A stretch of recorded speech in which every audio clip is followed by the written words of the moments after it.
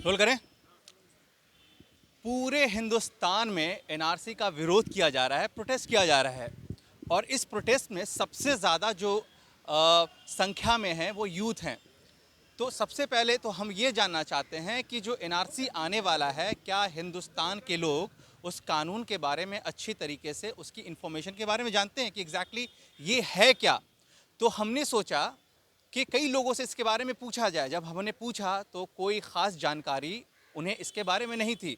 तो हमने मुंबई कोर्ट का रुख किया और इस वक्त हम मुंबई के किला कोर्ट के बाहर हैं और मेरे साथ हैं पांडे जी। बहुत बहुत स्वागत है आपका यंगिस्तान न्यूज़ में। जी, जिस तरीके से आप देख रहे हैं कि पूरे देश में जो है एक जन सैलाब उमड़ा हुआ है, एनआरसी के खिलाफ लोग सड़कों पे आ गए हैं। तो सबसे पहले तो ये पूछना चाहेंगे कि एनआरसी एग्जैक्टली है क्या, और क्या एक जाति समुदाय के लिए उनके नुकसान के लिए बनाया गया है ये कानून, या उनके फ़ायदे के लिए है वहाँ पे। देखो, ये जो बिल बना है, ये जो अभी सुप्रीम कोर्ट ने कहा कि जो भी बिल आता है, क्योंकि ये समाज और सोसाइटी में रखने वाला बिल है, ये पर्टिकुलर कोई रिलीजन को अफेक्ट होता नहीं था, पर इन्होंने क्या किया, उसे ऐड या उसे बरोबर एक्सप्लोर नहीं किया समाज में, जो समाज के लायक हो। अब रही बात अनएम्प्लॉयमेंट, वो सब मुद्दे को भटकाने के लिए ये बिल लाया गया। अब ये जो बिल लाया, ये बिल लाने के टाइम इनको जो सोसाइटी में रखना चाहिए था, हर स्टेट को देना चाहिए था। जैसा लोग व्हाट्सअप न्यूज़ सर्कुलेट होता है, ब्रेकिंग न्यूज़, वैसे इसके बारे में अगर इन्हें एनआरसी और सीए और ये कैप के बारे में सबको बताया होता तो ये आज ये नौबत नहीं होती। अब ये क्या हो रहा है, जो हमारे भाई लोग हैं जो ये अपोज कर रहे हैं, वो उनका बात सही है, उनको आधे लोग को पता नहीं है, आधे लोग इलिटरेट है। अब वो बेचारे सोच रहे हैं कि इसमें हो क्या रहा है, उनको भी नहीं मालूम कि फुल फॉर्म क्या है। उनको एक ही बताया जा रहा है कि मुसलमानों को देश से निकाला जाएगा, पर ये जो बात नहीं है, ये बात ऐसा है कि जो नए लोग आएंगे उनको नहीं दिया जाएगा, ऐसा भी नहीं। उनका जो क्राइटेरिया, वो क्राइटेरिया प्रॉपर फॉलो होएगा तो ही, जैसा वो अगर भारत के अंदर इलीगल एंट्री करेगा उनको नहीं मिले। पर ये क्या हुआ, इन्होंने ये जो बिल है, ये बिल को बरोबर इन्होंने बरोबर एक्सप्लोर नहीं किया, लोगों को बताया नहीं, इसका अपडेट या नॉलेज नहीं बताया, लोगों को जो बताना चाहिए था वो बताया नहीं। अब लोगों के मन में भीभीत हो गया, डर गए लोग। अब जो पढ़े लिखे नहीं, जो इलिटरेट है बेचारे, जो 2 वक्त के, वो भी उसमें ही भटक गए। अब वो बोलते साले इसका मतलब क्या है। अब इसका मतलब जो समझाए, तो ये जो पॉलिटिशियन है ये सब अपना सिगड़ी तेर रहे, कोई इसको भड़का रहा है, कोई उसको भड़का रहा है, कोई मोर्चा निकाल रहा है। अब लोगों को अनएम्प्लॉयमेंट जो परिस्थिति है, लोगों को फुल फॉर्म नहीं मालूम, लोगों को कुछ नहीं, बस लोग बोले कि हमको हिंदुस्तान से निकाला। अरे क्यों निकालेंगे भाई तुमको।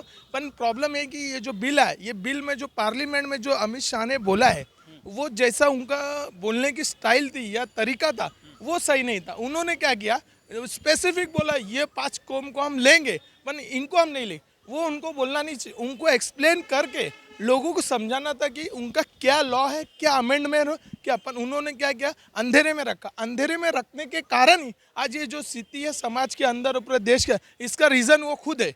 वरना ये गवर्नमेंट अगर चाहती इसको आमा जैसा ट्रिपल तलाक बिल लाई, लोगों को समझाए, वैसे ये समझाया गया रहता तो ये प्रॉब्लम नहीं होते। इसके लिए खुद जिम्मेदार है कि लॉ एंड ऑर्डर बिगड़े समाज में और लोग भटक जाए।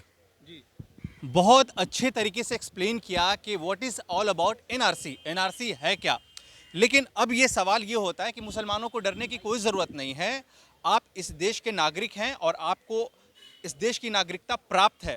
लेकिन अब सवाल ये होता है कि क्या एक पॉलिटिकल पार्टी जो रूलिंग गवर्नमेंट पार्टी है, कई स्टेट में इलेक्शंस हो रहे हैं, उसका कहीं पॉलिटिकल माइलेज तो नहीं लेना चाहती। वो इसलिए क्योंकि जिस देश में गरीबी है, जिस देश में गुर्बत है, लोग महंगाई से परेशान हैं, तो क्या इस देश में दूसरे देश को लाना ज़रूरी है, ये सवाल है।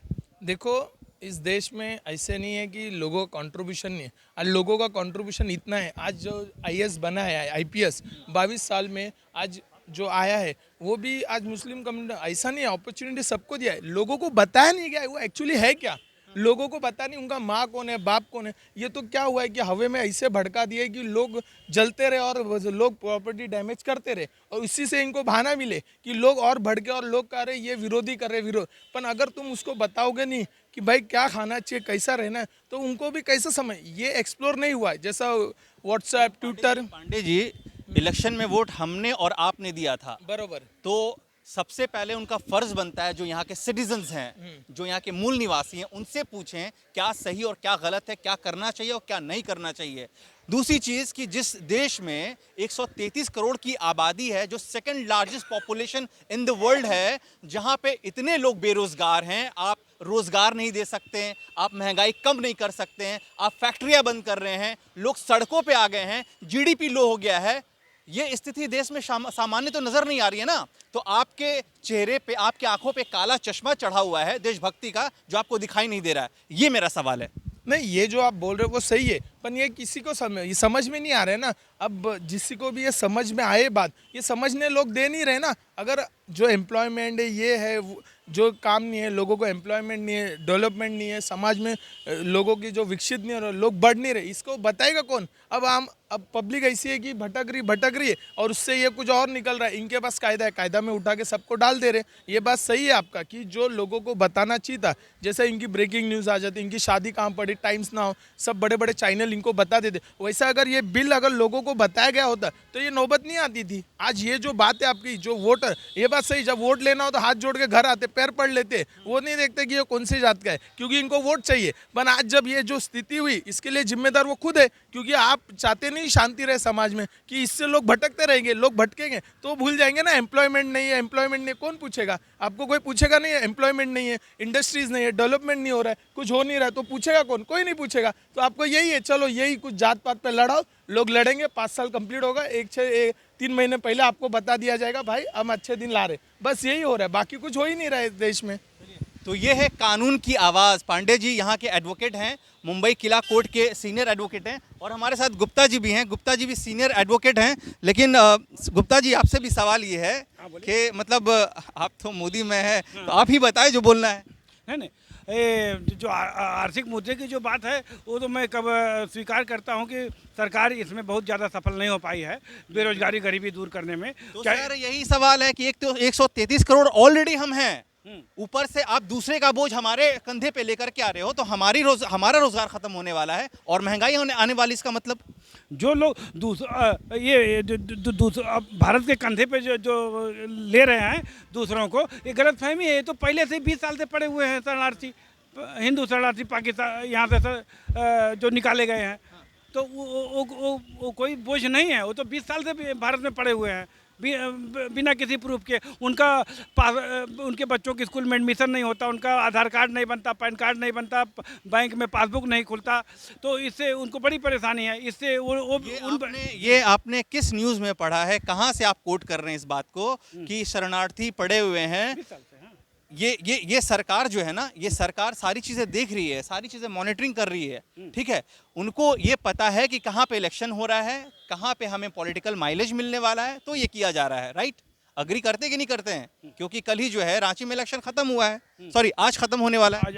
आज हाँ, नहीं, ये इस एक्ट का राजनीतिक फायदा उठाना किसी भी पार्टी के लिए गलत है।